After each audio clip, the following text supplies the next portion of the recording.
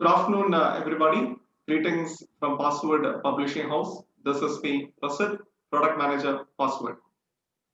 Really happy and excited to see such a huge crowd on both the platforms for today's webinar. And Password, as we all are aware, of the last few months, we have been exclusively designing a lot of webinars for diverse audiences. And today's webinar is something that we are doing exclusively for teachers. And so far, since we all have been listening to a lot of webinars, and today's webinar is going to stand out when it comes to the fact that we are going to discuss about the areas where teachers have to be focused when they come back to schools after the pandemic. And I'm really hopeful that today's session is really going to give you a lot of beautiful ideas which will really help you to perform at your best in your classrooms very soon. Before we start, it is my duty to welcome all the people who have gathered out here. So let me welcome my first knot to the three speakers who will be enlightening us with their beautiful ideas. So let me welcome Professor Dr. George Kolancheri, Dr. Manjula Devi, Dr. Deepa Chandran, welcoming all panelists to today's webinar. Next, I would like to welcome the entire team of Password who have ensured that all of us are here together under the same umbrella listening to a wonderful webinar. Welcome to the entire team of Password. Third, very importantly, I would like to welcome all the participants, the teachers who have logged in from different parts of the country to listen to today's webinar. Today's webinar is titled Teaching and Learning Post-COVID Roadmap Ahead. And the first topic for the day that we'll be discussing is about teaching competencies when it comes to technology-driven education. And to enlighten us on this topic, we have with us Professor Dr. George Kolancheri. So let me take a moment to introduce a resource person for all of you. Dr. George has been an academician for the last 25 years with PhD in teaching methodology, Masters in English, BA, MBA in Human Resource Management, and LLB with Administrative Law. He has served as the Dean and Professor at Purdue University affiliate till 2017. He is a much sought after CBSE resource person for various topics like experiential learning, stress management, library science, happy classrooms, and value education related topics. Currently, he is working as a principal, Crescent Public School. And Dr. George has got vast experience when it comes to handling online webinars and is very closely associated with Password family. And let me take this opportunity to pass over the mic to Professor Dr. George. Sir, over to you. Thank you, Mr. Prasid. Very good afternoon to each and every person. As you know, we are going through a special scenario. Whether it is positive or negative, I'm not going to tell you. It depends upon the personal experience. We have a lot of concerns at this time. That's why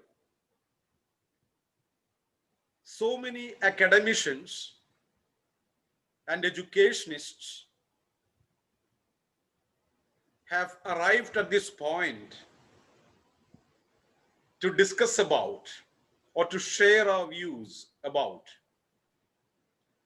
post-COVID situation.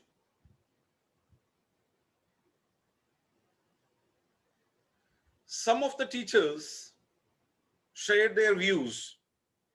They want to know about technology-driven education and the teaching competencies required in the post-COVID-19. Some of the teachers told their concern that when we started teaching online classes, we found that our kids are smarter than us. That means the students are smarter than the teachers. And some of us had some other concerns, like how to welcome the students to the school in the post-COVID scenario. What will be the situation there? How will we manage that? What can be the teaching methodology that can be adopted? So all these things show that we are very much anxious and eager to know which teaching methodology will be okay and which one will not be okay. I hope the slide is visible to you. Mr. Prasid, please, could you please just give me? Yes, sir. Yes, sir. It is visible. Okay. Thank you so much. As it was addressed, myself, George, and I'm going to talk to you on teaching and learning post-COVID, roadmap ahead. We know that within the 30-minute span, we will not be able to touch all these points in detail. But I would like to focus on these points: technology in education, scenario after COVID, teaching after COVID, trends and perspectives post-COVID, because this is what most of us want to know. What are the expected scenarios that will come up? Sir Ken Robinson is very much familiar to us as we are educationists, the great motivational speaker. And see, what he told is, the gardener does not make a plant grow. The job of a gardener is to create optimal conditions. As teachers, this is what we are going to do. This is what we were doing. This is what we should do. And for that, we need to very much focus how the optimal conditions can be created for the plants to grow after the crisis. We know COVID, this is a crisis period. It has got 3 stages. Pre-COVID, the period where we enjoyed utmost freedom without much anxiety. And after that, the COVID-19 season started. Now we are facing its ins and outs. And post-COVID, we are anxiously looking to that point. There are 3 terms commonly used. I would like to highlight those terms. One is pandemic, another one epidemic, another one endemic. A pandemic disease is an epidemic that has spread over a large area. That is, it's prevalent throughout an entire country, continent, or the whole world. This is called a pandemic. That's why we call COVID-19 is a pandemic. It can be used as an adjective and as a noun as well. Pandemic. Pandemic situation or pandemic. Second one, an epidemic disease is one affecting many persons at the same time and spreading from person to person in a locality. That's the most important word. Epidemic, where the disease is not permanently prevalent. An endemic is perhaps most commonly used to describe a disease that is prevalent in or restricted to a particular location or region or population. For example, malaria is said to be an endemic to tropical regions. You can see the word D-E-M-I-C, demic. It comes from the word demo. When we check the etymology of this word, it comes from demo.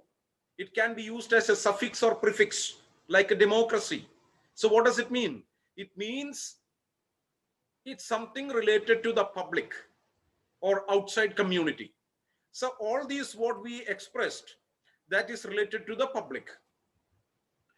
In this context, we can have two approaches.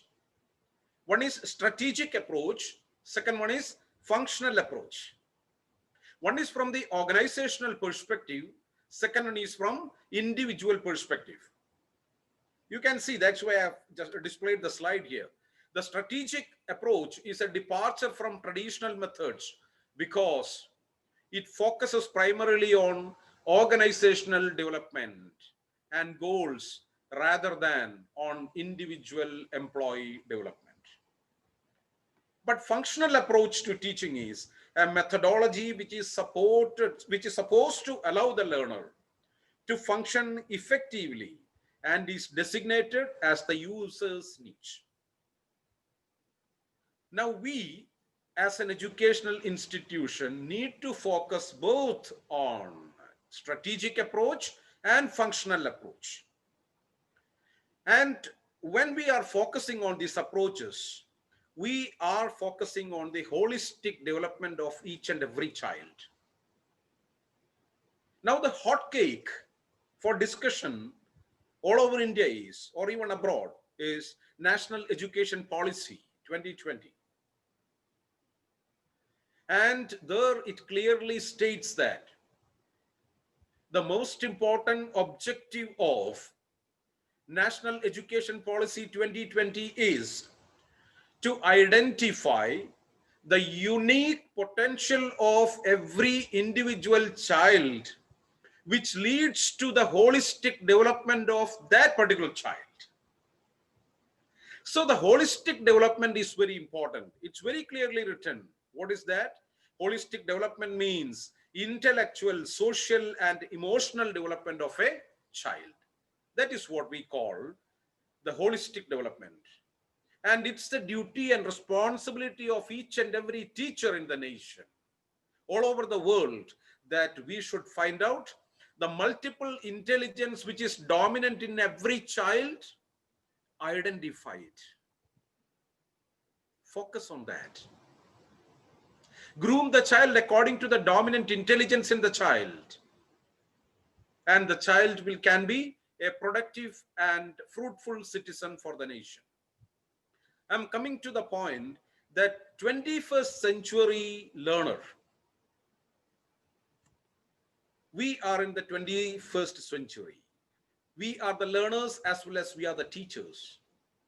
There are certain competencies which are required for 21st century teachers. Some of the competencies we are already having. And some of the competencies we need to have it. The first one, command over the subject with a constant update. It's not just the command over the subject when you entered into the field of teaching. No, it needs constant update. As the world changes, a teacher needs to change.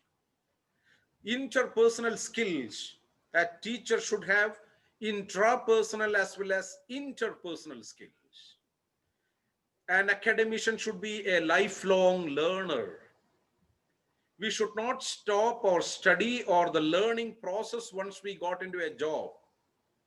And once we started earning a handsome salary, we should not think that now learning is not much required. Joyful teaching. Sometimes as teachers, my dear friends, we go to the classrooms with a lot of pressure in us.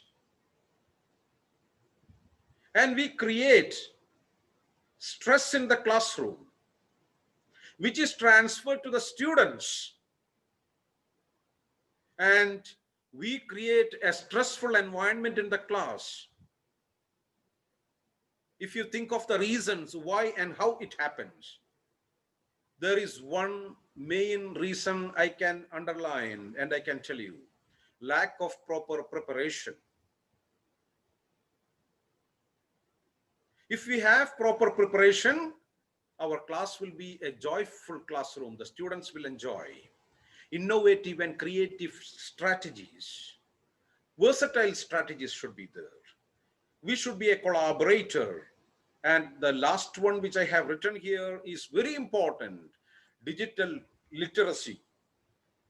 We all faced the problem of not having the sufficient digital literacy in us. From the traditional classroom teaching, it was a fine morning that we were asked to teach online classes. And some of us are not techies, of course.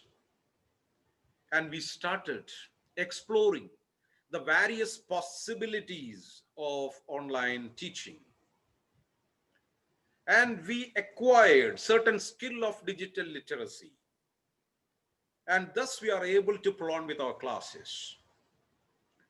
Lessons for 21st century learning. Make it relevant. Whatever we teach in the class, let it be relevant.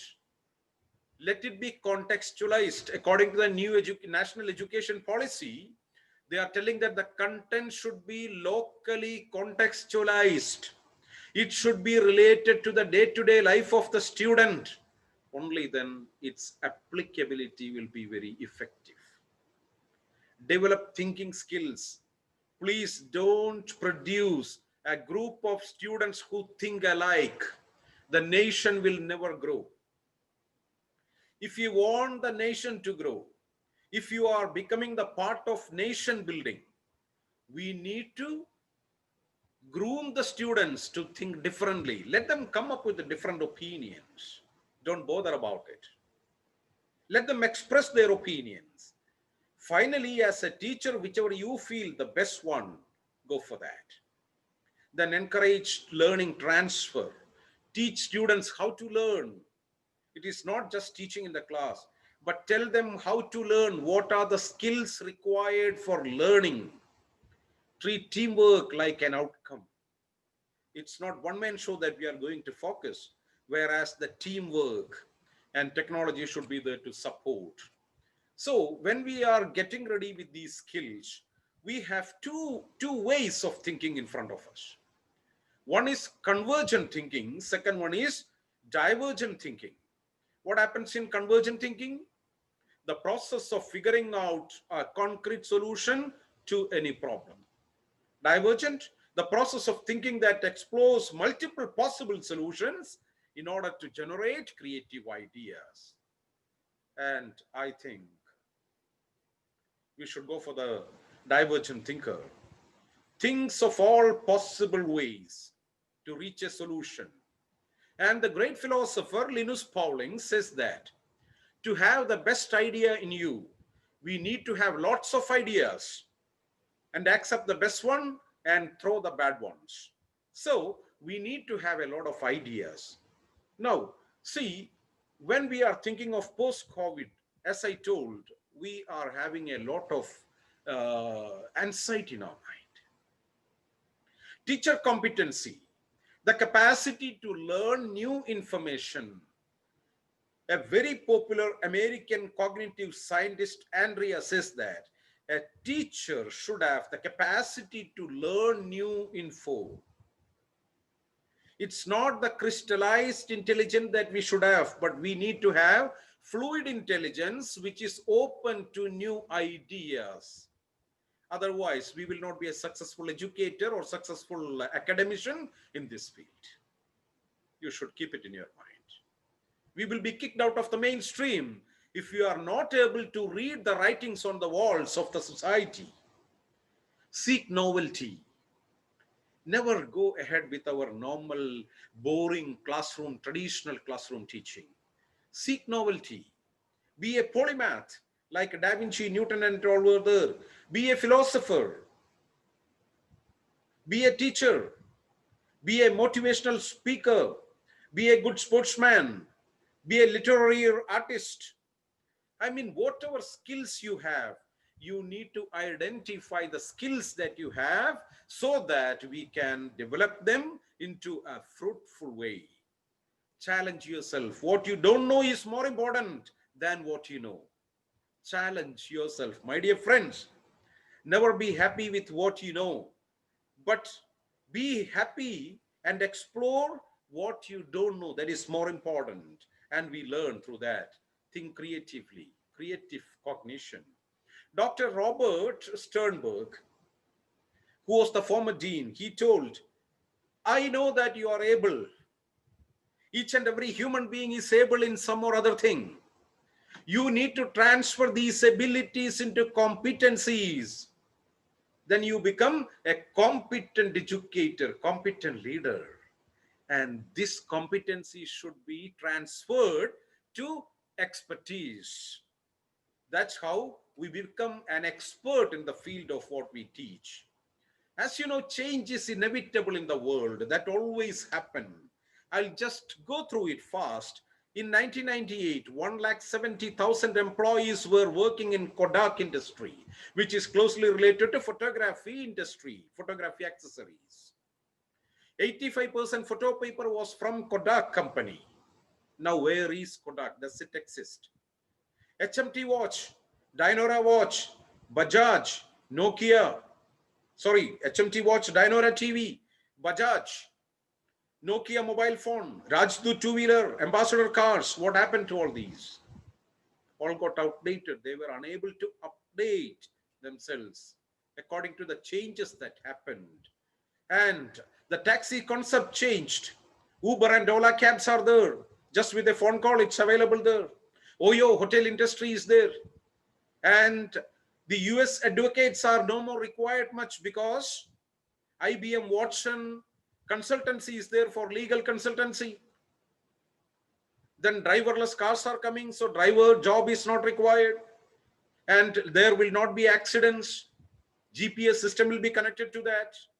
And if there are no accidents, no claims, what is the existence of insurance companies? What I'm telling is, these are all some certain changes which happened in the past 10 to 15 years or 10 to 20 years. Similarly, many changes happened in the field of education. In the teaching, learning process, many things happened. And are we able to incorporate those changes in our method? And education's age-old 3 R's are the reading, writing, and arithmetic. But here I would like to add a 4th R, which is rethink. We as teachers, if you are getting ready to face the post-COVID scenario, please rethink and update ourselves. Technology will see schools getting morphed into learning hubs. And for that, we need to prepare ourselves. I came across 3 predictions. And the pandemic pedagogy will be altered. First one, prediction 1, blended learning will dramatically increase. What is blended learning? It's a combination of classroom training and e-learning. Together we say it's blended learning. It's also known as hybrid learning. And it's a method of teaching that integrates technology and digital media with traditional instructor-led classroom activities, where the students are getting a lot of flexibility. It's an approach to education that combines online educational materials and opportunities for interaction online with traditional place-based classroom methods. And of course, this is what is going to happen after COVID-19 scenario. In the post-COVID scenario, most probably we will be going for a blended learning. It has got its own advantages. And digital tools are complements, not substitutes, my dear friends. We experienced. Our parents, valuable parents, experienced. Maybe previously some of the parents were underestimating the efforts and value of teachers. Some people were telling that Google is available, online classes are available. What's the relevance of a teacher in the coming period? Teachers may not be required. I would like to correct it, dear friends. 100% the change is the technology or digital tools. They are just complements. They are not substitutes. It can never substitute the existence of a teacher, because the role of a teacher is very important. And collaborative learning experiences are gained by blended learning, and it gives increased accessibility. Better communication skills are provided through blended learning, and successful evaluations can be done. How to implement blended learning in your classroom? How to implement it? Use a variety of teaching tools. Incorporate digital technology into your classroom lessons along with traditional methods of instruction. I would never say that the traditional methods of instruction are useless and we should get rid of that. No. Along with traditional methods of instruction, we need to incorporate digital technology. The traditional classes will be there, but after that, we can ask the students. Suppose Saturdays we used to have extra class. Cancel that extra class. Let's have a webinar with the students where students will be at their comfortable places. Sometimes if it's a holiday or if it's a special day, tell them, yes, we are going to have a virtual classroom today. One-on-one coaching can be done using Google Meet, Microsoft Teams, or Zoom. So all these things are very much useful for everyone. And another one is, it will be a strategic priority at every institution, the online education. Even management will think of that. When we are sitting and when we are preparing the annual plan, the pedagogical plan, the leadership plans, we will think of incorporating the online learning methods. And the third prediction in the coming period, coming span of time, what will happen? Existing potential will be rethought. Whatever potential we have, now our schools, we are investing, we are making three big investments. What are it? What are they? Number one, what's happening with instruction in the classroom? The school authorities or the management or the parents, we are eagerly looking what's happening with instruction in the classroom. What's happening with the operations of the school? Parents are very much eager to see that. And the third one, learning beyond classroom, which normally we may not encourage. Now in the post-COVID scenario, we will be encouraging learning beyond classroom. We will be asking them to do the assignments with the help of this. Maybe we will arrange virtual meetings with the students to explain how an assignment can be prepared. Instead of classroom teaching, we may prefer just for a change. So all these things are there, and the perspectives of English, of schooling. A school is not a paradise, but school is a place where paradise can be created. I hope you agree with me. School is not a paradise, but school is a place where paradise can be created. If the teacher is a mentor, if the teacher is a good friend of students, if the teacher just facilitates the teaching learning process in the class, the students will feel that, yes, my class is a paradise. The classroom with all its limitations remains a location of great possibility. We need to explore the various aspects where we can have good interaction with the students, very healthy friendship with the students. Social skills can be developed. Leadership qualities can be groomed. Communication skills can be improved. So, classroom with all its limitations, it's a location of great possibility. Now from classroom, we have moved to Zoom. From pedagogy to panigogy, because we are really confused and embarrassed what to do in the future.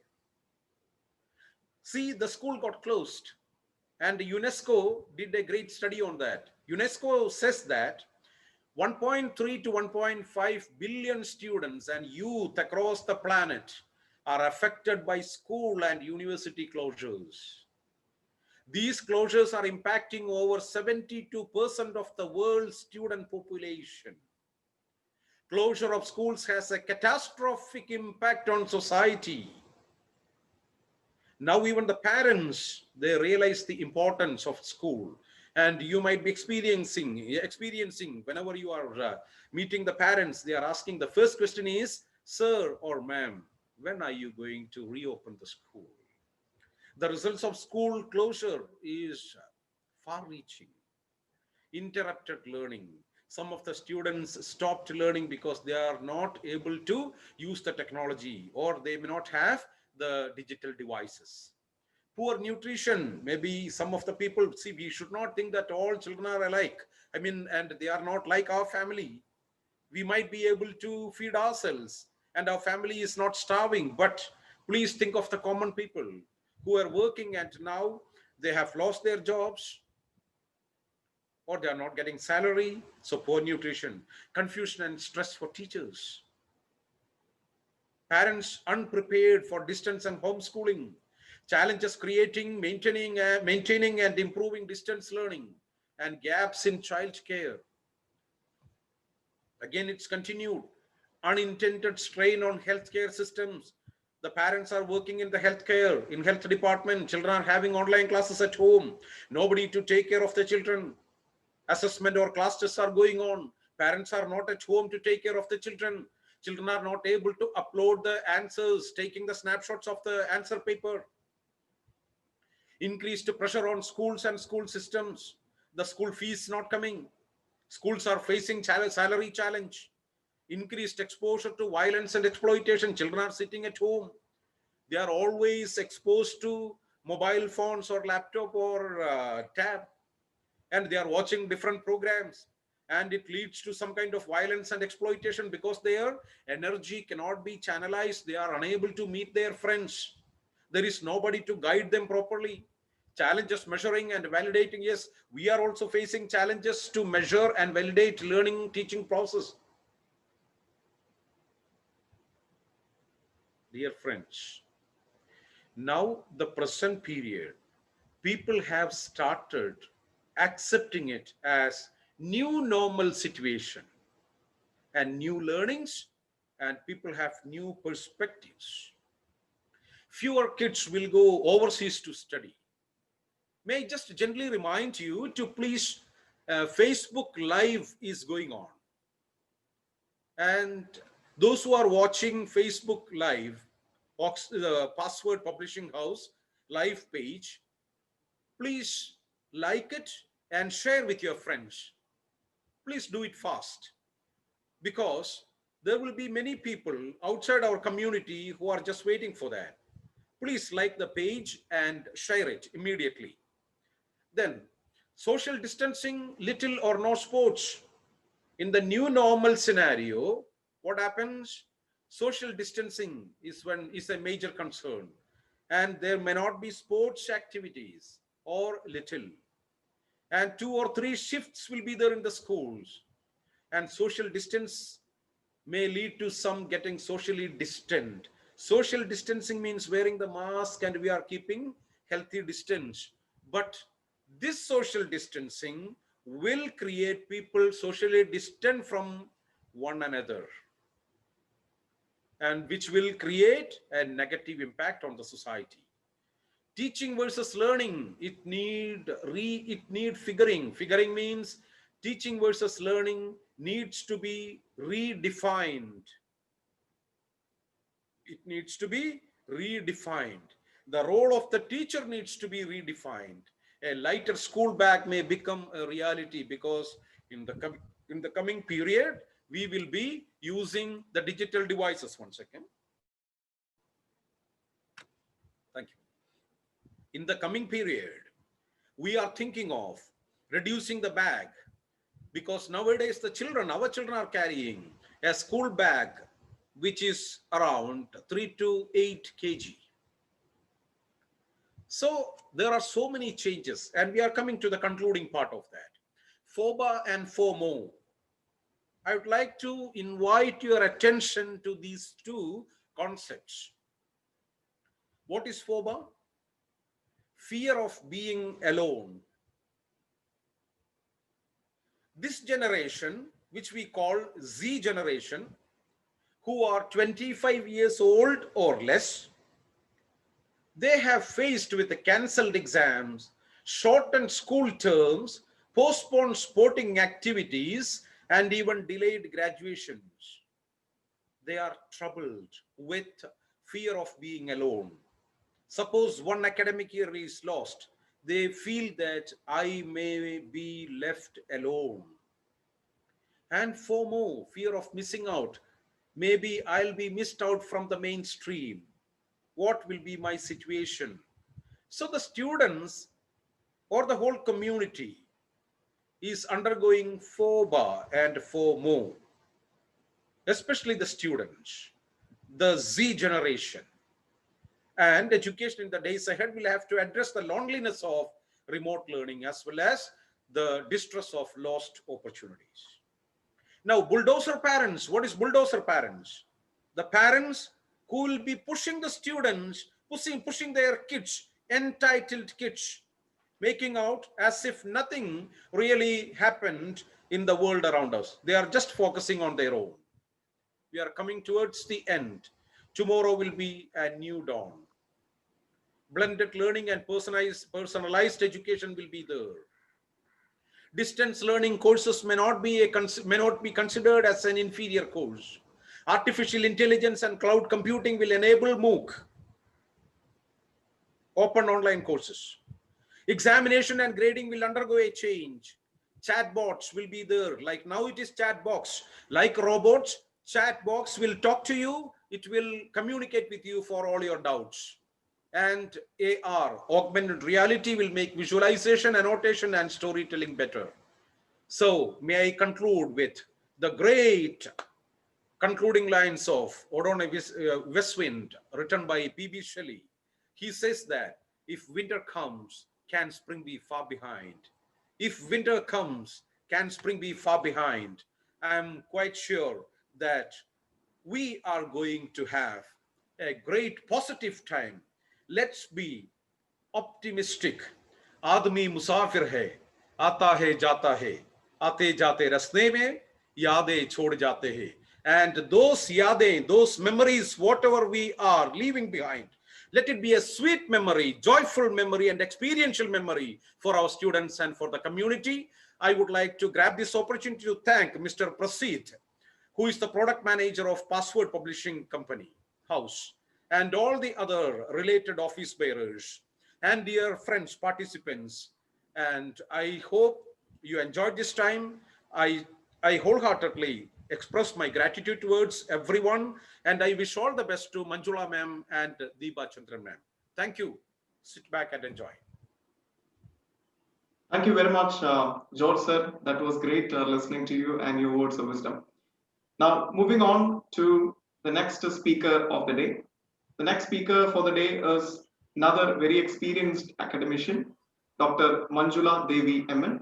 Let me take a moment to introduce the resource person for you.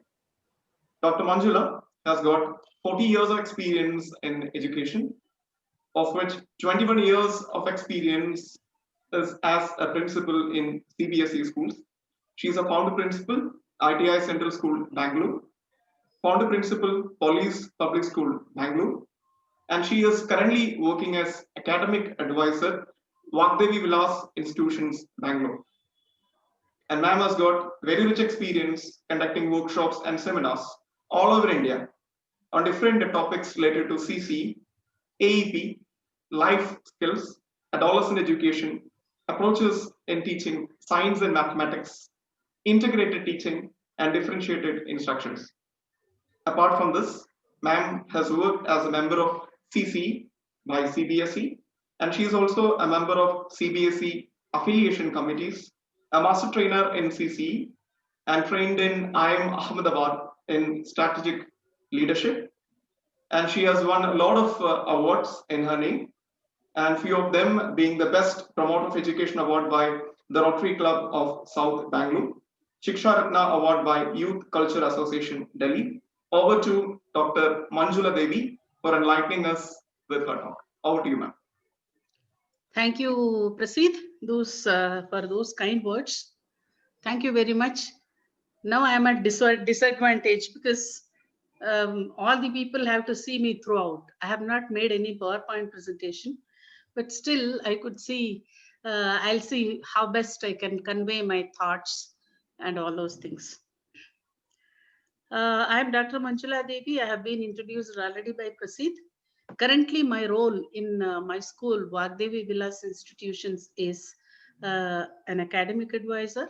We have a chain of 9 schools affiliated to CBSE, led by one Mr. K. Harish, who who is the former scientist of ISRO, a visionary by himself, and he has built a huge team of committed, dedicated, enthusiastic, and compassionate leaders who lead their schools in a very right path.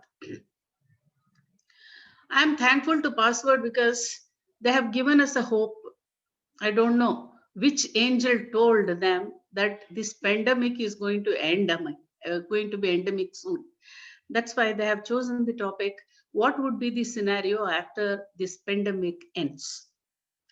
Fine. The topic which I am discussing is the challenges in imparting pedagogical changes in online teaching.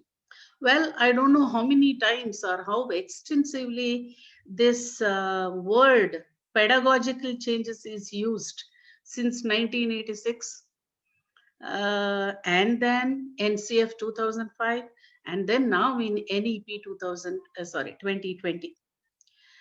I just would like to tell you what is pedagogy. It is the term referred to the methods adopted by teachers in theory and in practice for effective learning. It is formed by educators teaching beliefs, concerns that interplay between culture and different ways of teaching. And they have to build upon their prior learning also. And they have to create a very meaningful classroom relationships.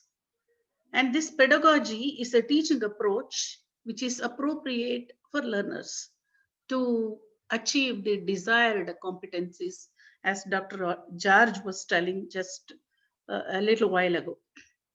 A carefully considered pedagogy enables the children for effective learning. It also makes them to acquire higher order thinking skills and effectively help the learner to adjust himself to the atmosphere. So now I would like to tell you there are 4 pedagogies actually. The one is social pedagogy, which helps for social development.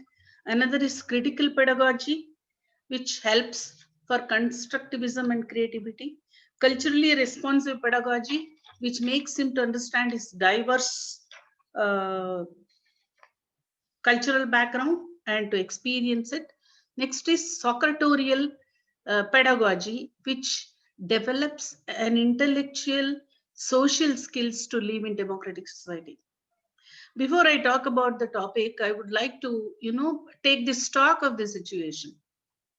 NEP 2020, which puts the greatest emphasis on pedagogical changes, right? The opening statement of NEP says that education must build character, enable learner to be ethical, rational, compassionate, and caring. At the same time, prepare them for global citizenship, for a gainful and fulfilling employment. Fine. Looks very, very lofty in the thinking and all those things. And there are some very, very special features in NEP suggested recently. The school leaders are given greatest impetus to run the schools because they are the change makers. They are the people who change the pedagogy. Pre-primary education, till now it was pushed to an end, to a corner, gets an official recognition, formal status in NEP. And NCERT is already geared up to make a very, very nice pedagogical framework to address this class of students, this community of students. And it is referring all the schools, it is referring to the schools which have best practices inside the country and abroad also. There is another new word has come into. Why I'm talking all this is they are all pedagogical changes which are inevitable for us to accept when we go back to our schools post-COVID. ECCE, Early Childhood Care and Education, has to be very communicative, has to be very unique, and has to be very, very, carefully framed. Because people say, all the learned people or who have done research in this field, 85% of the brain development occur among the children before the age of 6. So suppose if you want to make pedagogical changes or accept or implement whatever suggested as a policy across the country, you need to take care of this sector of students between 3 to 8, where the children are sensitive, enthusiastic, curious, and also very, very energetic. So this population, if they're taken care of properly, then the future learning will be very, very easy. And teachers, of course, good teachers make good school. They are the very, very enthusiastic, inspired, and essential community of the society. But sadly, the index of the quality of the teacher is falling. So there is a pedagogical change suggested by NEP saying that let us have a teachers training program as an integrated course of 4 years. I am a regional college student myself. I have undergone 4 years of intense course of trained properly in content as well as methodology. So our philosophy, our beliefs are totally different compared to the teachers who have undergone 1 year of B.Ed course or 2 years of B.Ed course. So there is a pedagogical change. After COVID, there are going to be good colleges opened, teachers training colleges with 4 years of intensive coaching, and that followed by continuous and comprehensive training, professional development trainings. There will be incentives, scholarships, and in-service courses, and there will be a little provision for their career growth also. NEP suggests the students teachers ratio. I'm very much doubtful whether that is possible in our country or not. So I don't want to touch upon that. It talks about the quality. When we see around us, the students from different schools have different standards. This makes the parents it makes them to go on a mad race to knock at the doors of certain schools. So in order to curb this commercialization of educational institutions, NEP is coming out with a common curriculum which is enjoyable, engaging, useful, and holistic, and also which helps them for the 21st century skills. Well, it encourages private participation, private philanthropic schools, which promote creativity, constructivism, and all those things. It would like to set new standards, checking method of new parameters, and a regular monitoring system, accreditation, setting new standards to monitor the school's function. And there is a support for gifted teachers and students by giving special incentives, scholarships, and providing additional responsibilities, and also, elevate them in their career. So a blend of co-curricular activities with proper academics is properly needed. It is the need of the hour to achieve all the objectives in a broad sense. Of course, strong financial commitment from the government is also essential. A big chunk of GDP, it is high time it has to go to the education sector, what I feel. There are language issues addressed. There is a 3-language formula. There is already panic in the southern states that Hindi is going to be imposed. I don't know. It's not necessary. And most of the educationists, they feel that the medium of instruction up till class 5 is going to be in the mother tongue. Mother tongue or regional language or local language or home language. Very confusing, isn't it? This is going to be a pedagogical change after COVID. I don't know what kind of policies the government is going to make to meet this demand. And I would like to tell you, English and computers are the two greatest gifts of this millennium. Can we ignore that? Okay, it's a valiant approach to the root of the problems, but eventually, what I feel, it all depends upon the successful implementation of the document. As the entire Professor George was talking about the situation, what happened during the pandemic, or what is happening during the pandemic, because we have not able to conquer this pandemic yet. The entire world came under the grip of COVID-19. The entire education sector had a setback. Suddenly, everybody felt that the life is going to come to standstill. There was so much uncertainty about opening the school for the next academic year, 2021. Meanwhile, the NEP also came to the existence, demanding the pedagogical changes and demanding alternatives to the traditional classrooms.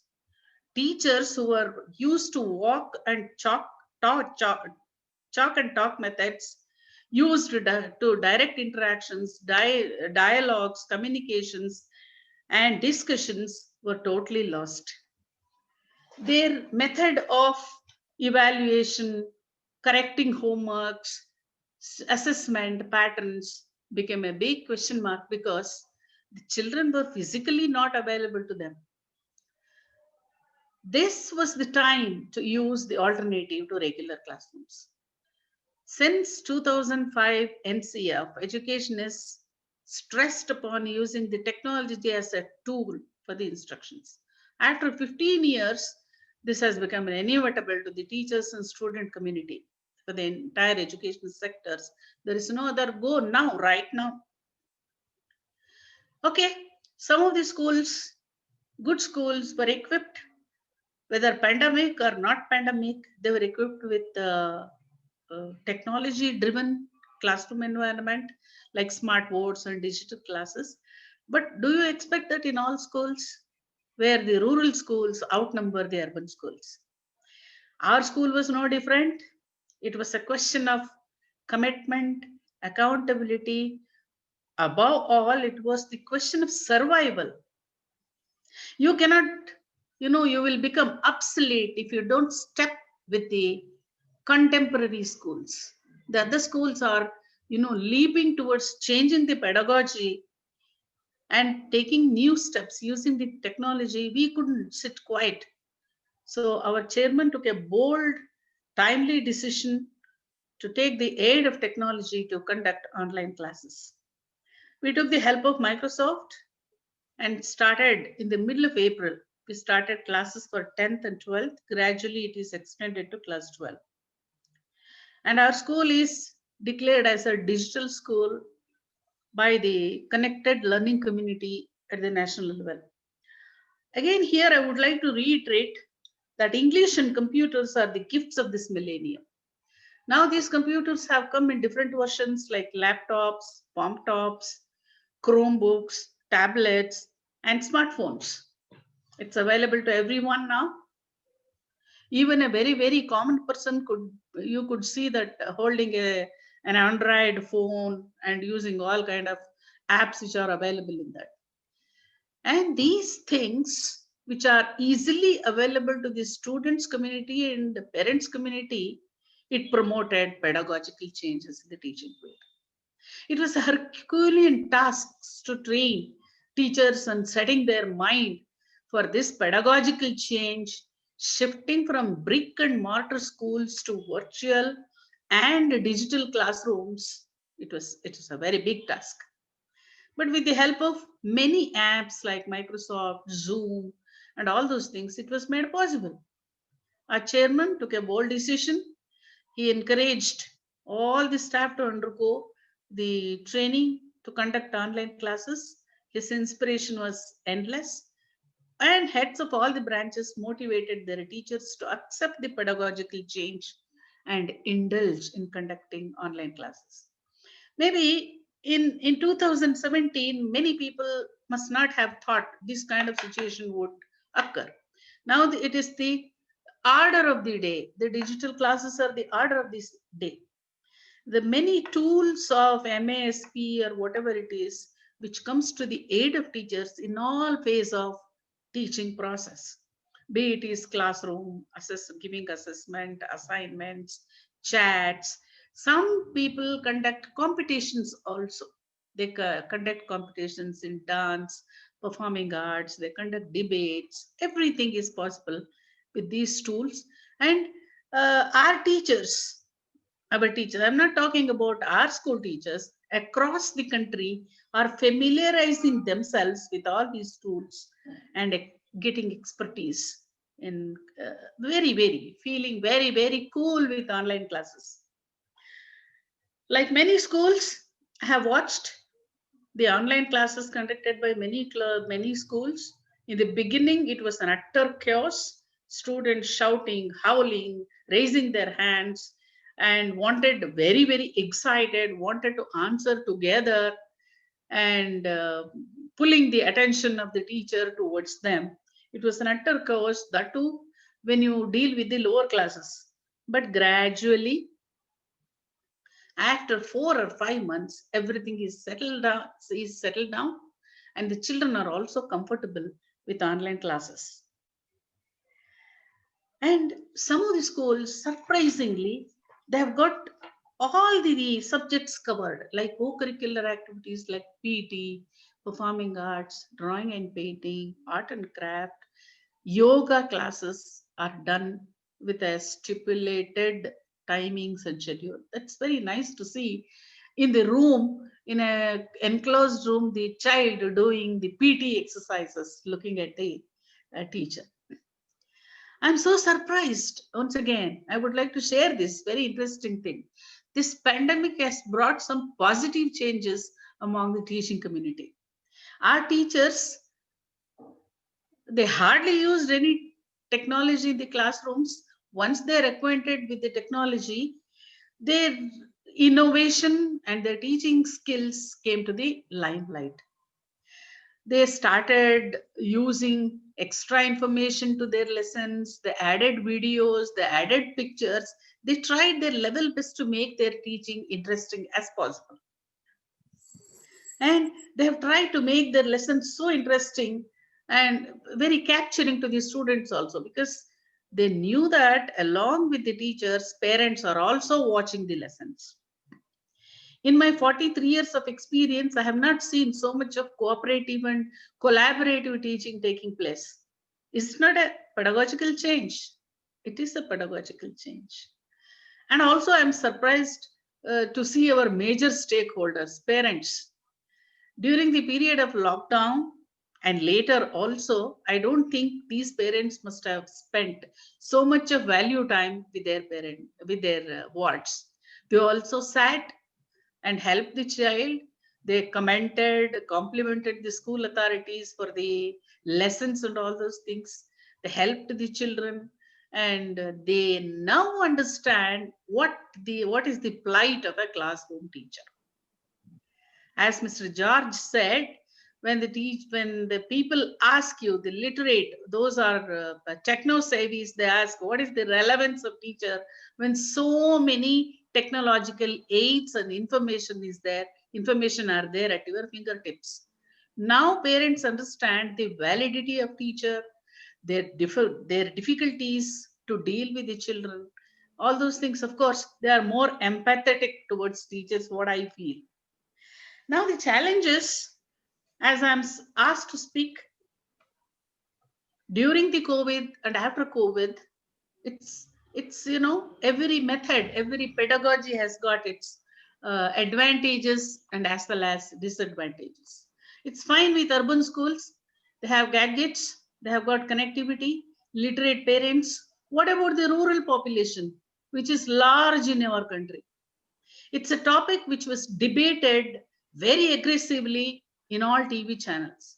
Have you heard of Vidyagama, which is the unsuccessful implementation of the state government? But in spite of that, there is a silver line in a dark cloud. There are some volunteer organizations which I would like to mention. One organization Swami Vivekananda Youth Movement from Mysore is conducting academic activities with skill-based education in classrooms in 130 centers where 3,000 children are covered using all the protocols of COVID, and the children are enjoying their classrooms and not even a single COVID positive is reported. This tells you, yes, with the suitable precautions, care, you can do that. And the government of West Bengal and Assam, from quite some time, they are reaching out with all these education programs to the tribal children of the state. There are so many articles, opinion polling, media about the demerits of online classes.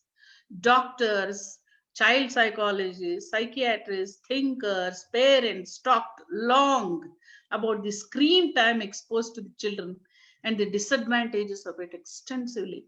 But eventually, the situation has made us to accept the change in pedagogy. We have succumbed to the digital classes right now. People complained about the connectivity in remote places, which is true. Poor attendance was there on online classes because children were very smart. They will log in and they will escape because they are not under the direct supervision of the children.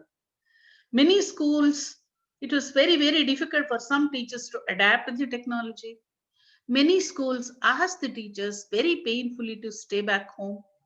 Those who could not adapt the technology were asked to stay home. I can see parents, students, schools suffered the financial crunch. Many children were deprived from the online classes because they were not able to pay the fee.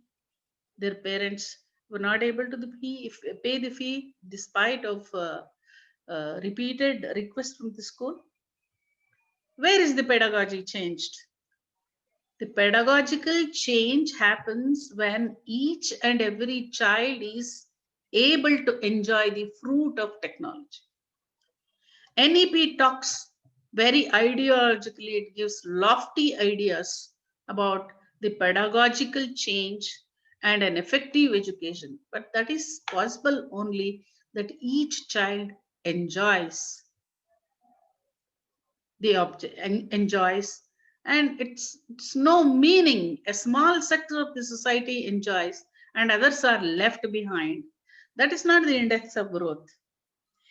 We take it for granted, yes, online classes is a great success, which is not. Just think about the school. The school is not all about the curriculum learning. School is something more than that. School is a place where social, emotional, and spiritual interaction happens, development happens in different faculties of the mind. Children sitting in front of the screen for 5 periods of a day, sitting in one place, there is a danger that they could face severe mental and physical problems also.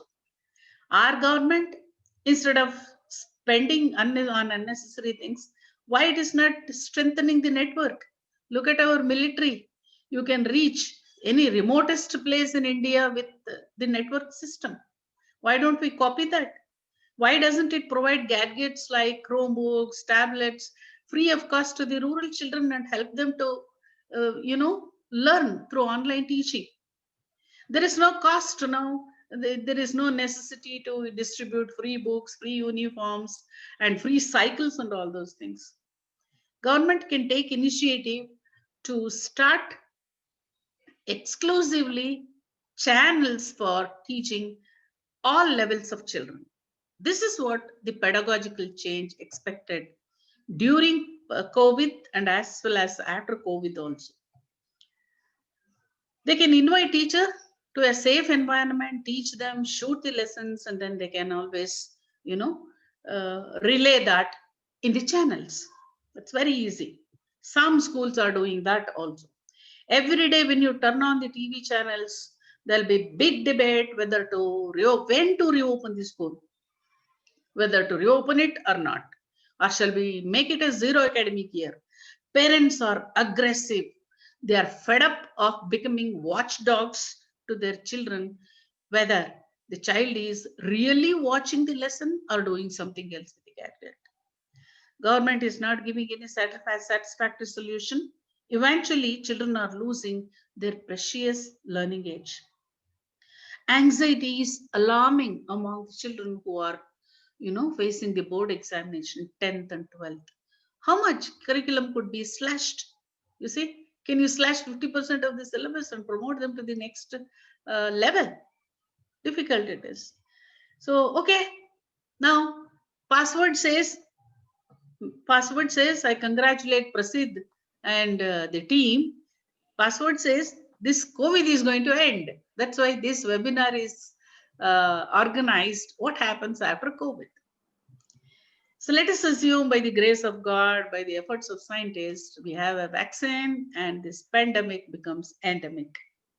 How wonderful it is to see the laughter, the running, the talking, and the chirping of our children, of little ones in our schoolyards. Teachers hurriedly moving from class to class according to their timetable, shouting at children, solving a dispute among them, taking complaints to the principal. Very, very familiar scene it is. I would love to see back. But is that easy? Now, both teachers and students are accustomed to a different kind of learning system. Pedagogical change. Children are really studious. They are there attending their classes. Now, children have different timetable, different lifestyle, and their life clock is totally different now from the past 5 months. Yes, a kind of lethargy and carefreeness is already set in among the children as well as among some teachers also. I could see that because day in and day out, I keep observing the online lessons. This takes some time to bring them back to their school routine. So as we have changed our pedagogical schemes or pedagogical system, transiting from real classrooms to virtual classrooms, the reversible reaction also should be, it takes time and it has to be gradually done. The teachers who had technology and information at their fingertips may not be extensively using, hardly they may use, or they may not be using those technology because they have got 34 to encounter in the class.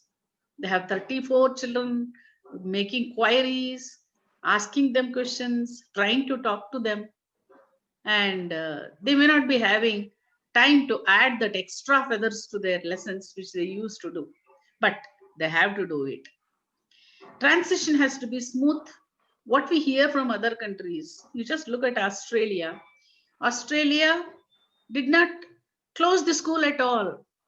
They followed all the protocols of COVID, and the children did not even miss. If they have missed a few days. That's all. They did not miss an entire term. Care and precautions were properly taken. And I would like to take another example of this COVID horrible situation, New York, which was the hotspot of COVID. Lakhs and lakhs were infected. Thousands and thousands were dying every day. Schools were closed in the month of March and April. And it was very unexpected to a country like USA. It was uncertain for uncertain period. The schools are called public schools there because they are run by the local government, federal government, and the taxes collected by the parents. For some days, both parents and children enjoyed. But slowly, the parents started losing their cool. Children started throwing tantrums. They were becoming desperate. Many students, as Dr. George told, they were undergoing depression without the companionship, sports, talking to the teachers, physical activities. They were there within the four walls. It was very, very difficult for the parents. Then they went to the school authorities and asked, why don't you do it in Asian countries, India, China, they are conducting online classes. Friends, you will be surprised to know this. The authorities said our teachers are not trained in conducting online classes. Just remember, New York and the surrounding districts, supposed to be, the big boss of the world, the teachers were not trained in conducting online classes.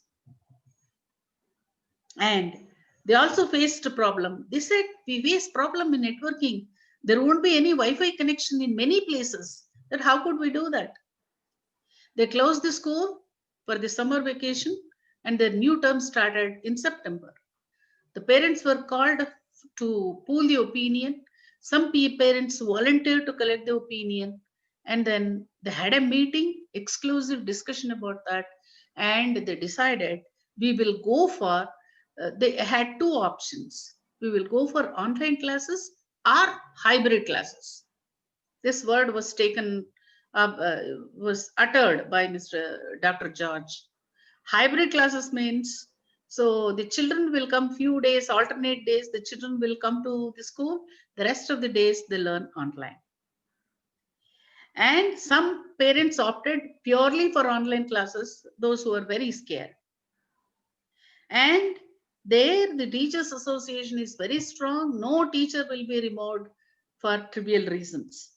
So during the summer vacation, July and August, all the teachers were trained to conduct the online classes. So happily they reopened the schools in the month of September, and without break the classes are going on. The teachers have become so much experts. They address the students in the classroom as well as simultaneously they address the children online also. Hats off to them. Is it not possible for us? I feel our teachers, our teaching community, our school authorities, our management is much more elite, is much more techno savvy in dealing all these things. So buses could be used, maintaining social distances. They are doing it, and the children are checking for temperature and some small health issues. If they find it is discomfortable, they are made to stay home. Parents feel now, as the earlier speaker respected told, parents are fed up of having, by seeing the children either before the screen for the online lessons or watching the TVs or playing with the mobile phones. They are losing their cool, they are desperate, children are desperate.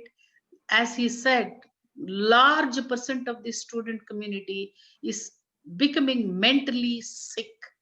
The capabilities and competencies are slowly deteriorating because the schools are closed. They want to play, talk to the friends, interact with teachers, enjoy sports, music, dance, PT, everything, aspects of schooling. We can still have a hybrid method that, bringing means making the children conduct online classes 2 or 3 days in a week and calling them to the school, rest of the school. This is going to help because the children have learned the skills, teachers have learned the skills. They're not supposed to forget it, because it is going to be a very, very strong tool for an effective learning as per NEP demands. So this is called hybrid method. So it will be very nice. Children will be attending their classes at home. There is no problem of getting early, eating hurriedly, and getting the buses and all. For teachers, it is a very, very pleasant experience. They can attend to their chores. They can cook a proper meal at home, and there is no problem of dressing up and makeup and hurrying for the bus or car, vehicle, or whatever it is. And they can give best lessons also in a relaxed environment. So we can have the blend of traditional classrooms and then the digital classrooms blended properly. And I also would like to tell you, but it has to happen gradually. Suddenly the child is handling the computers, uploading the assignments and all those things. Then it has to fall back to its writing in the notebook is a little difficult, but it has to happen. A fair mixture of online classes and the routine classrooms, taking all precautions, the schools have to fall back to the normalcy. It is, it is essential. We want our children and teachers thronging in our schoolyards. Whatever the students and teachers have learned during the pandemic situation could be, should not go waste. They have to equip themselves. Yes, Dr. George said children are smarter. They were missing from the classes, they were missing from the assignments, they were missing from the tests and all those things that we have seen by ourselves. They're smarter. They can handle, you use it only for one purpose, but your children use the gadgets and manipulate you in a very nice way. So you got to be smarter. The teachers who are asked to stay back are getting recruited for the next academic year or post COVID situation must be very, very relevant knowledge of technology to, to become on par with the other teachers who did. This is my appeal to all the teachers community. Please use this time and get equipped to conduct online classes. There are a lot of things. Watch Byju's, watch Vedantu, and look at the Zoom lessons and take the Microsoft tools and make yourself ready. Knowledge is at your fingertips, teachers. So let us not fall back or say the child, I do not know this. So we should not be in that pathetic condition that your children will oversmart you. So this is my appeal that pedagogical change, yes, it has to happen. It has to happen throughout the country. Then only we can see the fruits of NEP 2020 coming. I don't know when. All of us work hard towards it and see the lofty ideas of NEP are realized soon. And I thank Password team, Mr. Prasid, Abhilash, and all the team members for giving me this opportunity. Again, I'm sorry I could not make any PPTs to give you some points of my talk, but it's okay. It's nice interacting with you all teachers. I bid goodbye to you with a lot of good luck. Thank you very much. Thank you very much, ma'am. That was again a wonderful session from your end. Now, let me again request, like Professor Dr. George was speaking, let me request all the people who have logged in on Facebook, 1,000+ teachers who are watching this session live on Facebook. Let me request you to like our page and at the same time share this live streaming video as well so that we can reach out to more teachers in our community. Now, moving ahead, let's move to the next speaker. Our next speaker for the day is Dr. Deepa Chandran, and she'll be talking about art integrated approaches to learning. And let me give a small brief introduction about Dr. Deepa. Dr. Deepa is another very experienced academician, and she's working as the senior principal, Sri Sharada Vidyalaya Senior Secondary School, Cochin. She holds her master's in economics and master's in English and has won several awards in her name. And the prominent of them being the President's National Award for Best Teacher in 2016 and the Best Principal Award of CBSE in 2013. She is currently holding the position of Vice President, Confederation of Kerala Sahodaya Complexes. A very experienced trainer we have with us, and she is an expert when it comes to topics like life skills, gender sensitivity, social science, classroom management, and other personality development related topics. Welcoming Dr. Deepa Chandran to enlighten us with her session. Welcome, ma'am. Thank you and good evening to all of you. Prasid, you can hear me, right? Yes, ma'am. Yes, ma'am, you're audible. I know the time is very less. I have to manage with the specified timing which is given to me, but very nice to share this topic. And thank you, Password Publications, for giving me an opportunity to talk to all of you and share my views and how this art integration can be. When I start this topic today, away from home today and from my school also. So it was a tough task for me to come into limelight today. But then I am taking the help of my staff, Abhijit, to show my PPTs. But before I start this topic, I'm reminded of the famous films, a dialogue by Amir Khan. I think because this topic is art integration, I thought I'll integrate that same dialogue into this my presentation first, because you have been hearing to wonderful talk by George sir and Manjula madam. And so I thought I'll give a break through art by incorporating the famous dialogue, which I think everyone is familiar of. Abhijit, can you play that so that everyone will feel that? अब अपनी life Yes, Abhijit, you can. अब अपनी life का 1 minute rewind करो और सोचो, जब मैंने ये सवाल पूछा कि आज कुछ नया सीखने को मिलेगा, मजा आएगा, एनीवन? सर? नहीं, सब रेस में लग गए। ऐसे पढ़ के फर्स्ट आ भी गए तो क्या फायदा? आप लोग नहीं, सिर्फ प्रेशर बढ़ेगा। अरे चाबुक के डर से तो सर्कस का शेर भी उछल के कुर्सी पर बैठना सीख जाता है, लेकिन ऐसे शेर को हम वेल ट्रेन्ड कहते हैं, वेल एजुकेटेड नहीं। क्लास एजुकेशन 4 दीवार और 6 घंटों में सीमित नहीं है। वैसे सर जिंदगी तो सब्जेक्ट वाइज नहीं लेती। तो मिस माथुर, अब इम्तिहान उनका कम और आपका ज्यादा है, और आप चाहें तो क्लासरूम में ही होगा, वो भी exam day. Yes, so I think it's a very famous, one of the very famous saying, I mean, the dialogues which Amir Khan says. And there is where which I felt art integration is a very important tool. Because as in the other part of our film, which I have shown to you, is I cannot play it in more time because of the less time which I have got today. But then I would like all of you to go back and watch the film Hichkiya, which is Rani Mukherjee, where the famous dialogue goes, when the life takes examination, it doesn't take us in the examination of chemistry, physics, biology, or the subjects or academics. It takes a very different examination altogether, and it all is integrated. So as teachers, let us think together, what can be, I have some questions related already to what you call it as art integration coming into my chat box. I'll surely answer to all that, and I'll surely look into it. I would request Prasid also to go through the chat box, because I'm just summing up my presentation. By the time I'll be able to answer everyone. And as it is always told by Picasso, no, every child is an artist. And as teachers, we should know that.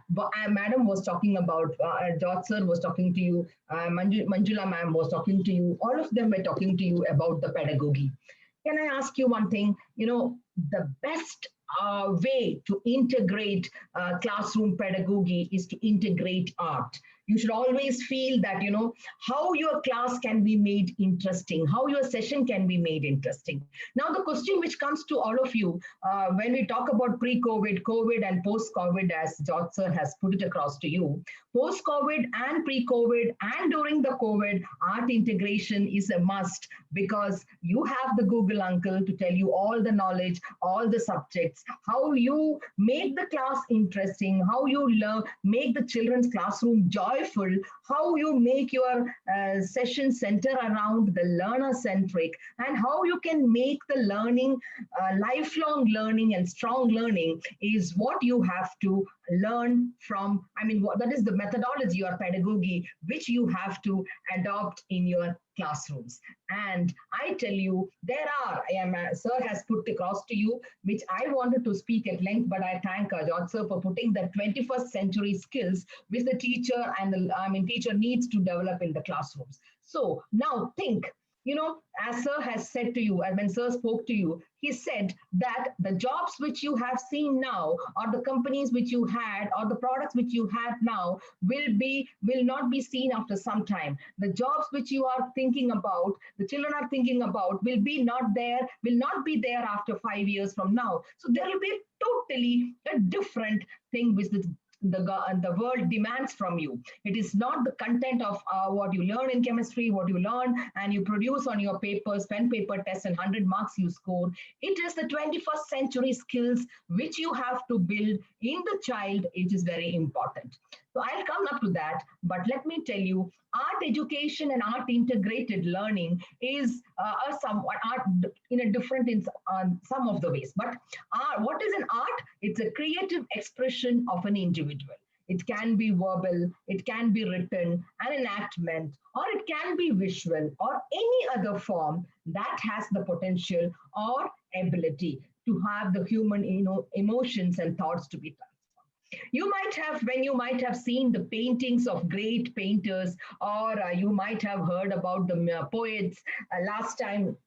Day before yesterday, we lost the Mahakavi in Malayalam literature, Ankitam, and how wonderfully, his thoughts of emotions against the spendthrift attitude of temples, or against, or a thought how an emotion of happiness, when you put a smile on your face, how can the Airam Purna Chandrangal Varunadu Pole or the Kavi has written, and when you, when you drop a tear for others, how it happens. These are all the strong emotions and strong communications which he has transformed or which he has communicated through his poetry, through his writing to the people, and how strong it has gone into the learner, people who have heard him, and that the writings have made him so powerful that he has, against social situations, against the society.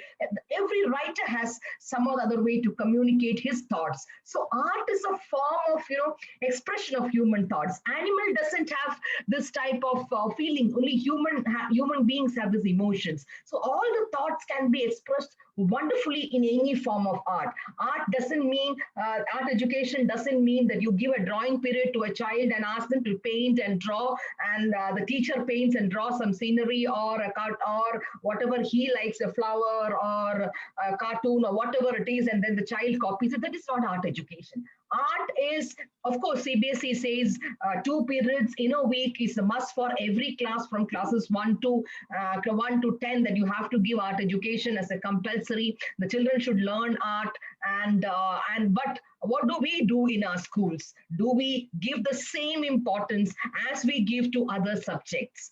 But I have a request to all who are hearing to me.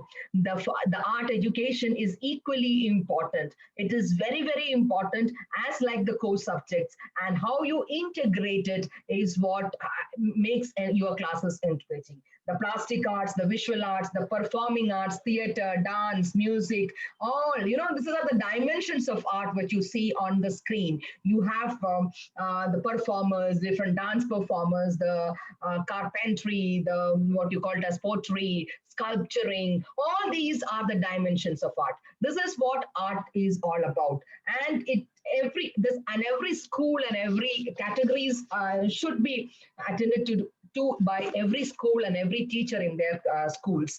What are the categories of art you have? You have literature, you have visual arts, you have performing arts, and you have decorative arts. Under literature, I just told you, like you have poetry, you have drama, you have story. And in visual arts, you have painting, you have drawing, you have sculpture, you have theater, dance, music, basketry, enamel work, floral decoration. All this comes under this different categories of art. Now, when I move on before I move on, I wanted to ask you, how do you rate, that is, how is this art integration? Is classes very important?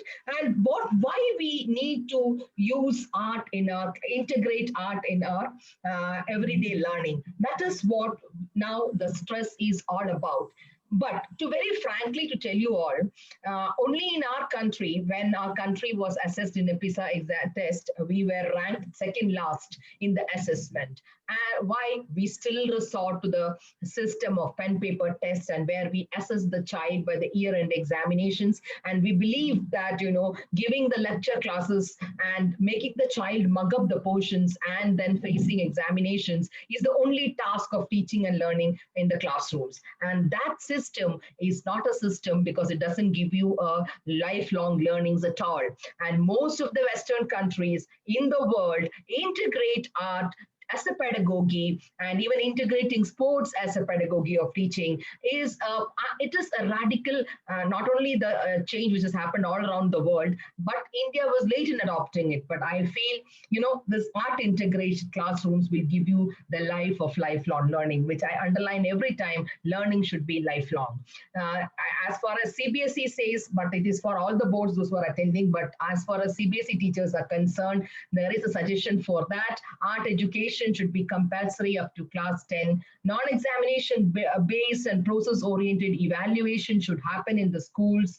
Art education should be employable, experiential learning process for free expression of children. Schools to provide time, space, and resources for this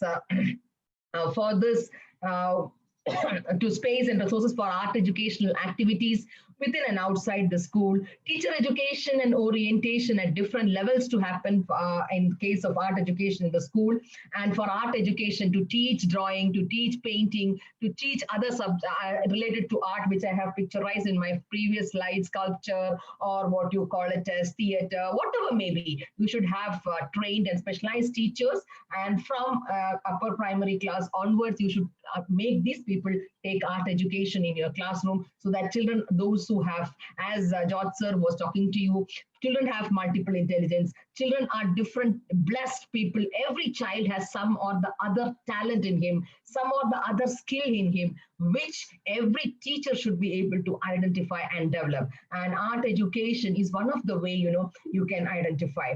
If you have to be a good teacher, I would say you should start loving the uniqueness in you, and you should be able to identify that you are also an artist, and it is possible for you to integrate that into. And do you know one thing? Many of your school children sometimes come to school and stay in school because of the arts. And you will be surprised, not surprised, I think, you will not have thought of till now. You should understand that children learn these positive habits. It is not from your four walls of classrooms. School should be beyond the classrooms. And I always say school should be, you know, beyond the walls. That's how I define. Because the children should learn from these classrooms of yours, the positive behaviors, attitudes. Do you know, I mean, when I was... as when we read through different articles and different, I mean, the writings, it is the great orators and writers have said, you know, those who have been successful in writing, I mean, in their field of, in the whichever field they are, most of the time, the battles of whatever in life is won in the grounds of the school, in the playgrounds. When I say that, I mean it by saying, because in the playground, when the child plays, child understands that losing is nothing. Winning again and fighting again and coming up, and to appreciate the loser and appreciate the winner, to be in a group, to be in a team, all that skills he is learning from the playground, and to stand up again, that he learns from the playground. So this is what our education should be centering around, our classroom should be centering around. In the same way, art education or doing, you know, to different, adopting a methodology of art integrated learning makes the child to build a character of positive behavior, positive attitude, and then collaborating, accountable for they do. And one very important thing is that that enhances the creativity of the child.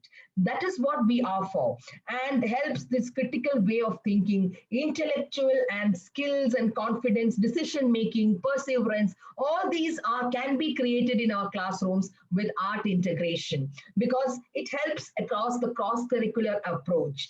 It's students, you know, even the language skills, the help to learn mathematics, to aesthetic learning is in its own a reward for art education. Children's art talents and interests are developed when you have the art integrated learning or education in your schools.